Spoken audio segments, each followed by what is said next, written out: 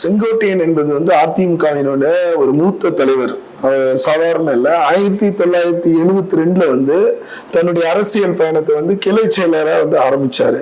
அதன் பிறகு வந்து புரட்சி தலைவர் எம்ஜிஆர் அவர்கள் என்ன பண்ணாங்கன்னா 1975 அந்த கட்சிக்கு வந்து பொருளாளராக வந்து அவரை நியமிச்சாரு. ஏன்னா அந்த அளவுக்கு வந்து கட்சியில் ஆரம்ப காலத்துல இருந்து செங்கோட்டையன் அப்படின்னாலே ஒரு பெரிய விஷயம்.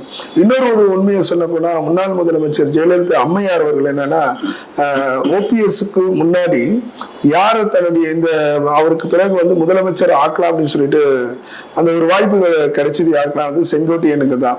அந்த நேரத்தில் வந்து செங்கோட்டையன் மேல ஒரு சின்ன ஒரு அலிகேஷன், ஒரு ஆசிரியர் புகார் ஒன்று கொடுத்ததுனால அவருடைய பதவியே போன ஒரு சூழ்நிலையில வந்து செங்கோட்டையன் அப்போ வந்து முதலமைச்சர் ஆக முடியாத ஒரு சூழல் ஏற்பட்டது. அதன் பிறகு வந்து அதிமுகவின் வந்து அந்த அம்மையாருக்கு பிறகு கட்சி என்ன சொன்னாங்கன்னா ஓபிஎஸ் மற்ற அவங்களாம் வந்து கட்சியை விட்டு போயிட்ட பிறகு இபிஎஸ் முன்னாடி அந்த வாய்ப்பு யாருக்கு கிடைச்சிச்சுன்னா செங்கோட்டையனுக்கு தான் கிடைச்சது. செங்கோட்டையனை வந்து முதலமைச்சர் ஆக்கலாம் அப்படின்னு சொல்லிட்டு பார்க்கும்போது அவர் வேண்டாம் அந்த காலகட்டத்தில் மறுத்ததுனால வந்து இபிஎஸ் அவர்களுக்கு வந்து அந்த முதலமைச்சர் பதவி வந்து கிடைச்சது. இன்னைக்கு வந்து அந்த கட்சியினுடைய அசைக்க முடியாத ஒரு சக்தியா திகழ்றாரு. அது மட்டும் இல்லாம தமிழ்நாட்டினுடைய எதிர்கட்சி தலைவராக வந்து திகழ்ந்துட்டு இருக்காரு. போதும் இடமெல்லாம் வந்து இபிஎஸ்க்கு வந்து அவ்வளவு ஒரு மிகப்பெரிய ஒரு எழுச்சி வரவேற்பு கிடைச்சிருக்கு.